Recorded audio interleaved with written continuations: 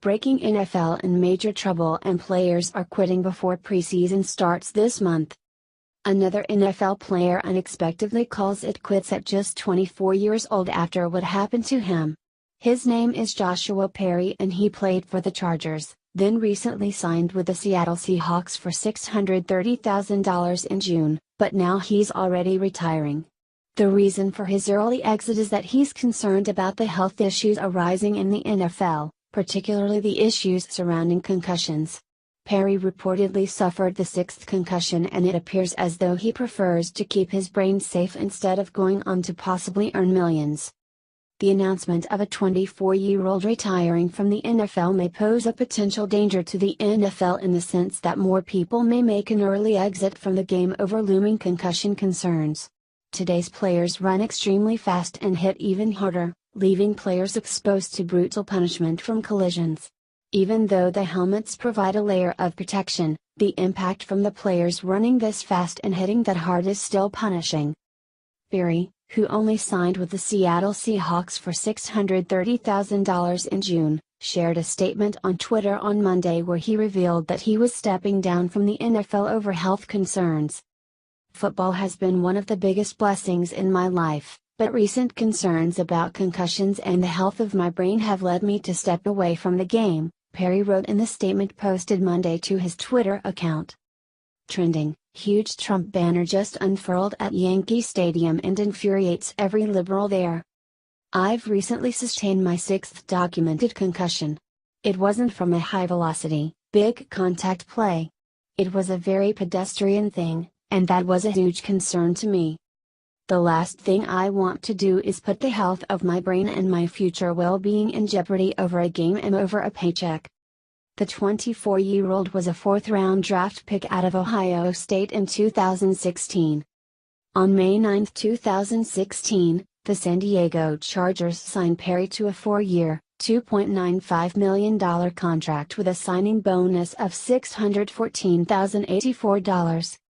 Perry appeared in 15 games during his rookie season with the Chargers, making 22 tackles and forcing a fumble. But at the end of the 2016 season, he was placed on injured reserve and later waived.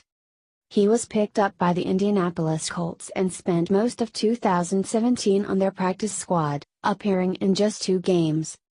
Perry signed with the Seahawks in June and was set to make $630,000 this season before he was forced to announce his retirement just a month later. He had career earnings of $1.3 million, according to Over the Cap. The player thanked his family, girlfriend Maddie Griffin and coaches for their support in the statement and revealed he plans to return to Central Ohio. "It's smart that Perry is leaving the game, but it's also sad because he's throwing away a childhood dream that many kids would love to endure. He's throwing away his chance to fill his bank with millions, but he's preserving his life by leaving the game that supposedly causes so many devastating effects to adult brains. So many players are affected by concussions and the NFL should be spending top dollar to research the best ways to protect every player. Some might think that it's just another player and any team can just sign another player. That might be true, but think about the lives of the players off the field. They go home to their own family and friends and people who love them.